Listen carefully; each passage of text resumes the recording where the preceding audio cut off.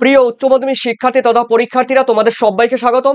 দেখো, তোমরা যারা 2025 সাল অর্থাৎ 2025-এ যারা তোমরা উচ্চ মাধ্যমিক পরীক্ষা দেবে, আর তোমাদের যাদের ইবিএস অর্থাৎ এনভায়রনমেন্টাল স্টাডিজ অর্থাৎ পরিবেশ বিদ্যা রয়েছে, আর এই পরিবেশ বিদ্যা তোমাদের কিন্তু দেখো, তোমরা জানো তোমাদের কিন্তু ব্রড কোয়েশ্চেন, তোমাদের যে 40 নম্বরের ব্রড কোশ্চেন হবে, সেই ব্রড কোশ্চেন সাজেশন সম্পূর্ণ আমি দিয়েছি, তোমরা ডেসক্রিপশন লিঙ্কে গিয়ে দেখে আসতে পারো। তো আজকে কিন্তু আমি তোমাদের পরিবেশ বিদ্যার প্রথম অধ্যায় রয়েছে জীব বৈচিত্র্য বা বায়োডাইভার্সিটি।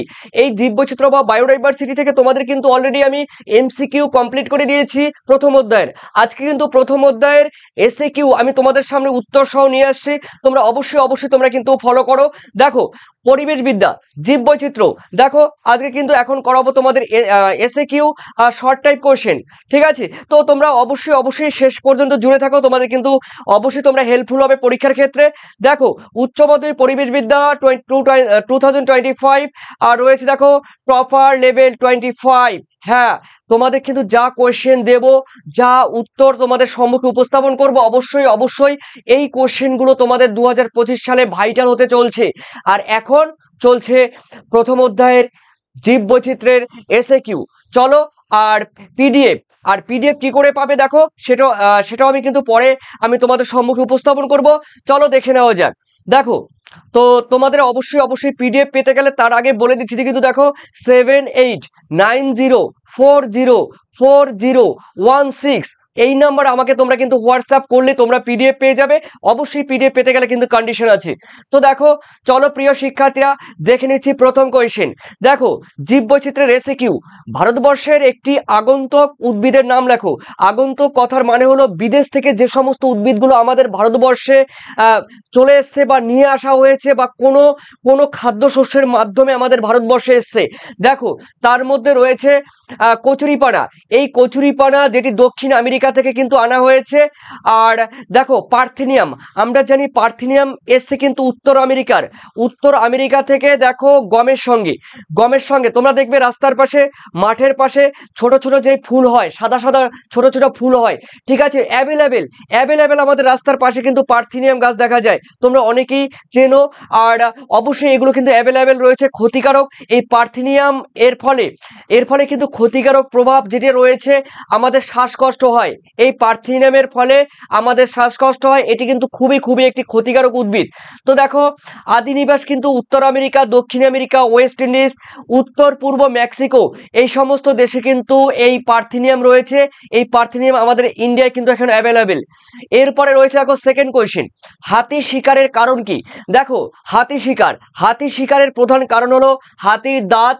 তারপরে রয়েছে যা বাজার দর অনুযায়ী অত্যন্ত মূল্যবান, তার মানে হাতির দাঁতের জন্য।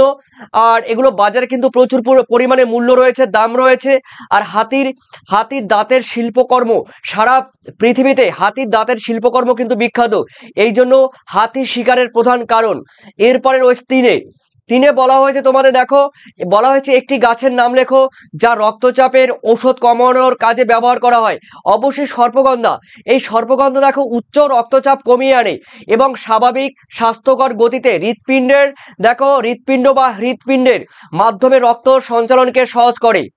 এরপরে রয়েছে দেখো 4 বলা হয়েছে মহা জীববৈচিত্র্যময় দেশ কাকে বলে, বা মেগা বায়োডাইভার্সিটি দেশ কাকে বলে? দেখে নাও, আমি বলছি তোমরা দেখে নাও, এবং একদিক দিয়ে তোমরা দেখে নাও এবং শুনে নাও। আর অবশ্যই দেখো, তোমরা পারলে খাতায় লিখে নাও, না পারলে কিন্তু আমার পিডিএফ নিতে গেলে তোমাদের কিন্তু দেখো পিডিএফ নিতে গেলে অবশ্যই তোমাদের কন্ডিশন আছে। তবে তোমরা কিন্তু পিডিএফ পেলে টোটাল তোমরা 7890404016 এটা কিন্তু তোমরা সম্পূর্ণ পিডিএফ পেয়ে যাবে A to Z। তবে এবার আমার কিন্তু দেখো বইয়ের মধ্যে তোমরা কিন্তু ফ্লিপকার্টে আমার কিন্তু বই পাবে, তবে সেই বই কিন্তু এখন আউট অফ স্টক আছে। তোমরা কিন্তু নিলে একমাত্র পিডিএফ নিতে পারবে। ফ্লিপকার্টে কিন্তু আমার বই কিন্তু আউট অফ স্টক আছে, তাই তোমাদের কিন্তু ফ্লিপকার্ট এখন পাবে না, তোমরা 2024 সালের পাবে। তো 2025 সালে নিতে গেলে কিন্তু অবশ্যই তোমাদের কিন্তু পিডিএফ নিতে হবে। চলো প্রিয় শিক্ষার্থীরা, মহাজীব বৈচিত্র্যময় দেশ কাকে বলে? যে সমস্ত দেশগুলির উদ্ভিদ ও প্রাণী প্রজাতির মধ্যে অধিক বৈচিত্র্য পরিলক্ষিত হয়, সেই দেশগুলিকে মিলিতভাবে মেগা বায়োডাইভার্সিটি দেশ বলা হয়। ওকে, প্রতিষ্ঠান। দেখো বর্তমানে বর্তমানে বিশ্বের 17টি অতি জীববৈচিত্র্য বা অতি বৈচিত্র্যময় দেশ কিন্তু হিসাবে চিহ্নিত করা হয়, অর্থাৎ 17টি মেগা বায়োডাইভার্সিটি দেশ পৃথিবীতে রয়েছে। এরপরে রয়েছে দেখো বাস্তুতান্ত্রিক বৈচিত্র্য কি, উত্তর দেখে দেখে নাও ইকোলজিক্যাল বায়োডাইভার্সিটি। দেখে নাও পৃথিবীর বিভিন্ন বাস্তুতন্ত্রগুলির মধ্যে যে সমস্ত উদ্ভিদগত, প্রাণীগত ও জিনগত বিভিন্নতা বা পার্থক্য রয়েছে তাকে বাস্তুতান্ত্রিক বৈচিত্র্য বলা হয়। উদাহরণসহ বলা যায়, দেখো মেরু মেরু বাস্তুতন্ত্র রয়েছে, তারপরে বাস্তুতন্ত্র রয়েছে, তারপরে রয়েছে অরণ্যের বাস্তুতন্ত্র রয়েছে, তৃণভূমির বাস্তুতন্ত্র রয়েছে, মরুভূমি জলাভূমির বাস্তুতন্ত্র রয়েছে। ওকে, এরপরে রয়েছে দেখো তোমাদের 6 নম্বরের অধিক অধিক ব্যবহারের ফলে লুপ্তপ্রায় এরকম এরকম দুটি উদ্ভিদের নাম লেখো। উদ্ভিদের নাম দেখো, লুপ্তপ্রায় উদ্ভিদ হলো সুন্দরী, গরান, কলসপত্রী, সূর্য শিশির, কালো মেঘ, তারপরে সর্পগন্ধা এক্সেট্রা। এরপরে রয়েছে দেখো তোমাদের সাথে গোয়ার মোট কত স্থলভাগের কত কিলোমিটার খনি অঞ্চল গড়ে উঠেছে? দেখো উত্তর কিন্তু হবে 700 বর্গ কিলোমিটার, 19% খনন জুড়ে রয়েছে কিন্তু এই গোয়ায়। এরপরে রয়েছে দেখো ভারতবর্ষের একটি জায়গার নাম লেখো যেখানে প্রবাল প্রাচীর রয়েছে। অবশ্যই রয়েছে কিন্তু প্রবাল প্রাচীর, লাক্ষাদ্বীপ। ওকে, এরপরে রয়েছে দেখো তোমাদের রয়েছে প্রবাল প্রাচীর বিপর্যয়ের কারণ কি। দেখো বিশ্বব্যাপী সমুদ্র জলের তাপমাত্রা বৃদ্ধি, দুয়ে আছে শিল্প ও তৈলবাহিনীর জাহাজ থেকে দূষণ, মৎস্যজীবীদের জাল থেকে বিপর্যয়। এগুলো ম্যানগ্রোভ উদ্ভিদ কাকে বলে? যে সমস্ত উদ্ভিদ সমুদ্র উপকূলবর্তী অঞ্চলে কিংবা নোনা জলে, বিশেষ করে সমুদ্র উপকূলবর্তী দ্বীপে কিংবা মোহনায় লবণাক্ত মৃত্তিকার উপর নির্ভর করে যে সমস্ত উদ্ভিদ জন্মায় তাকে কিন্তু বলা হয় ম্যানগ্রোভ উদ্ভিদ। সুন্দরী, গরান, কেওয়া, হোগলা, হেতাল ইত্যাদি। এরপরে 11, ভারতবর্ষের মোট সপুষ্পক উদ্ভিদের সংখ্যা কত? দেখো প্রায় 15,000। মতান্তরে রয়েছে কোনো জায়গায় কিন্তু 18,500টি ফুলের গাছ রয়েছে, সপুষ্পক বলেছে কিন্তু, তার মানে 18,500টি রয়েছে। আর অন্যদিকে রয়েছে মতান্তরে দেখো 15,000। তোমরা কিন্তু এরকম লিখে দেবে পরীক্ষায়। এরপরে রয়েছে দেখো ভারতবর্ষের সরীসৃপ গোষ্ঠীর মোট প্রজাতির সংখ্যা কত? দেখো জুলজিক্যাল সার্ভে অফ ইন্ডিয়ার মতে 518টি প্রজাতির সরীসৃপ রয়েছে, মতান্তরে 689টি। এরপরে রয়েছে দেখো তোমাদের 13, ভারতবর্ষে কত প্রজাতির উভচর পাওয়া যায়? উত্তর কিন্তু হবে 472টি উভচর রয়েছে। তোমরা কিন্তু অবশ্যই মতান্তরে লিখে দেবে 204টি রয়েছে, ঠিক আছে, উভচর। তো অবশ্যই এটি কিন্তু দুলাল চন্দ্র সাঁতরার বই থেকে নেওয়া হয়েছে। এরপরে রয়েছে দেখো তোমাদের 14, ভারতে এখন পর্যন্ত জানা প্রাণী প্রজাতির বৈচিত্র্যের মধ্যে প্রায় কত শতাংশ মাছ রয়েছে? এটা এর সম্পর্কে কিন্তু সঠিকভাবে আমি জানতে পারিনি, অবশ্যই তোমরা জানলে কিন্তু কমেন্ট সেকশনে জানিয়ে দিও।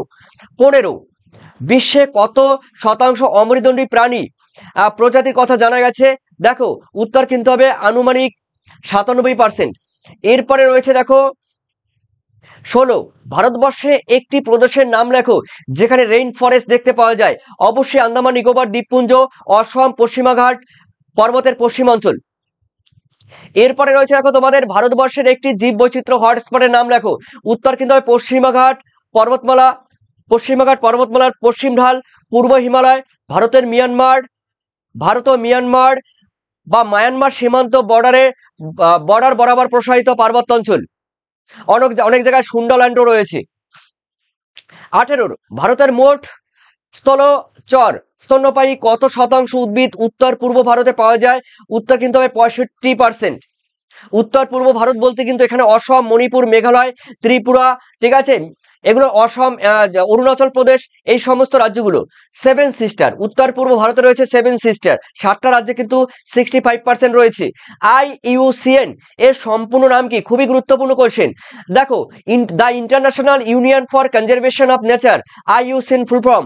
তারপরে রয়েছে দেখো IUCN এর মুখ্য হেডকোয়ার্টার কোথায় রয়েছে?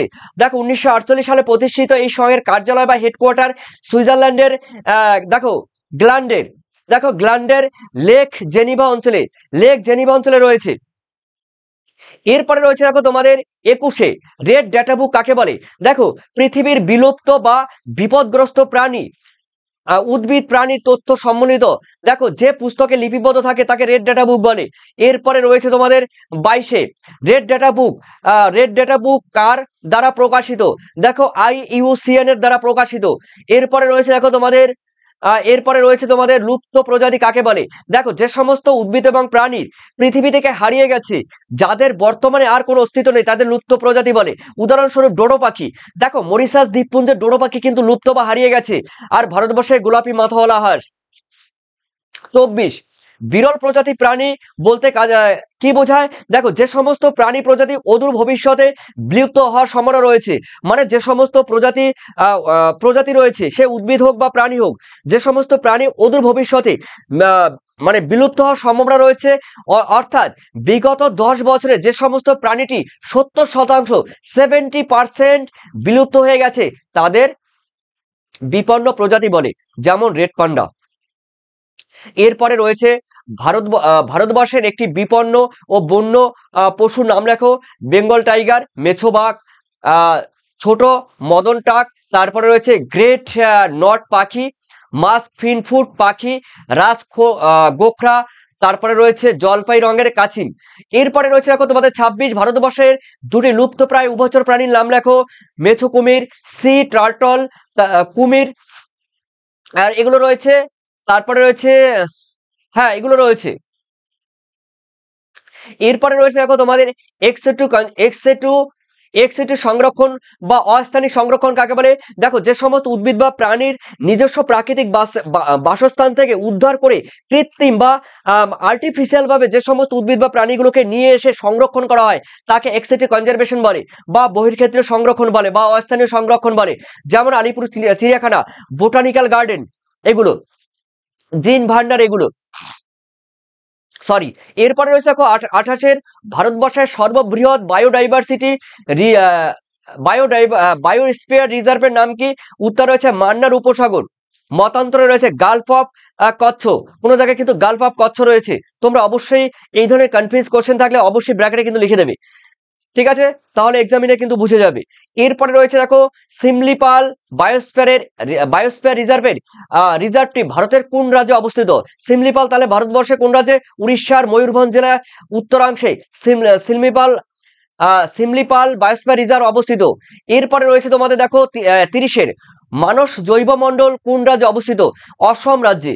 এরপরে রয়েছে দেখো তোমাদের 31-এ পশ্চিমবঙ্গের মোট কত এলাকায় ব্যাঘ্র সংরক্ষণ প্রকল্প রয়েছে? মানস জাতীয় উদ্যান দেখো রয়েছে কিন্তু আসামে। পশ্চিমবঙ্গের মোট কত এলাকায় ব্যাঘ্র সংরক্ষণ স্থাপন করা হয়েছে? এই কোশ্চেন আপাতত তোমরা বাদ দিয়ে দাও, তোমাদের পরে জানিয়ে দেবো। এরপরে 32-এর ভারতের প্রথম অভয়ারণ্যের নাম কি? ভারতের প্রথম জাতীয় উদ্যান 1935 সালে স্থাপিত হয়। এটি পরে জিম করবেট জাতীয় উদ্যান নামে পরিচিত। জিম করবেট জাতীয় উদ্যান, যেটি রয়েছে উত্তরাখণ্ডে। এরপরে 33-এর ভারতের কোন সামুদ্রিক অভয়ারণ্য সামুদ্রিক কচ্ছপের জন্য সংরক্ষিত? দেখো উত্তর কিন্তু হবে রেড ডাটা বুক এর তালিকাভুক্ত অলিভ। এরপরে রয়েছে অলিভ রিডলে কচ্ছপের জন্য বিখ্যাত, উড়িষ্যায় রয়েছে কিন্তু, ঠিক আছে? এরপরে দেখো রয়েছে আমাদের ভারতের প্রথম পাখি অভয়ারণ্য নাম কি? তারপরে ভারতবর্ষে কোন রাজ্যে গির অরণ্য রয়েছে? করবেট ন্যাশনাল পার্ক কোথায় অবস্থিত? ভারতের একটি বনাঞ্চলের নাম লেখো যেখানে গোল্ডেন লেঙ্গুর দেখতে পাওয়া যায়। এরকম দেখো তোমাদের কিন্তু মোটামুটি এই যে দেখো WWF এর সদর দপ্তর কোথায়? সুইজারল্যান্ডের গ্ল্যান্ড। আর ভারতের নিউ দিল্লিতে। তারপরে হচ্ছে WW world wide fund for nature, এগুলো কিন্তু দিয়েছি তোমাদের। দেখো সামাজিক বনসৃজন কাকে বলে? টোটাল দিয়েছি তোমাদের 54টি, ঠিক আছে? SAQ। তো অবশ্যই লাস্ট কোশ্চেন রয়েছে রেড ডাটা বুক বা গ্রিন ডাটা বুক কোন সংস্থা প্রকাশ করে? IUCN প্রকাশ করে 1963 সালে, না হলে 1967 সালে। তোমরা কিন্তু কমেন্ট করবি 1963 সালে না 1967 সালে এই রেড ডাটা বুক বা গ্রিন ডাটা বুক সংস্থা কি করে প্রকাশ করে, কত সালে, ঠিক আছে? সেটি অবশ্যই তোমরা কমেন্ট সেকশনে জানিয়ে দেবে। আর কেউ যদি তোমরা PDF নিতে চাও, আমি বারবার বলছি PDF নিতে গেলে কিন্তু তোমরা ফুললি একদম তোমরা আমার পরিবেশবিদ্যার বই, ফ্লিপকার্টে, অর্থাৎ তুমি যে কোনো জায়গা থেকে সার্চ করলে আমার বইটি সম্পূর্ণ আগে দেখাবে এবং রেটিং রেটিং আমার বইতে 1 নম্বরে আছে। তো তোমাদের এবার যেহেতু আমি বই তোমাদের পাবলিশ করছি না, আউট অফ স্টক রয়েছে, এই আউট অফ স্টক থাকার জন্য আমি আর নতুন করে বিশেষ করে বই তৈরি করতে চাইছি না, কারণ আমার একটু প্রবলেম রয়েছে।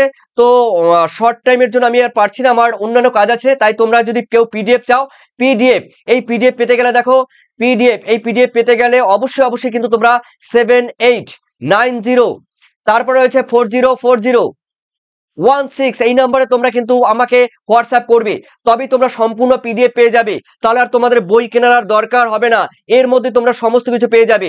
অবশ্যই তোমরা কমেন্ট করে জানিও প্রিয় শিক্ষার্থীরা, তোমাদের মূল্যবান কমেন্ট অবশ্যই আমি আমার কাছে খুবই গুরুত্বপূর্ণ হবে।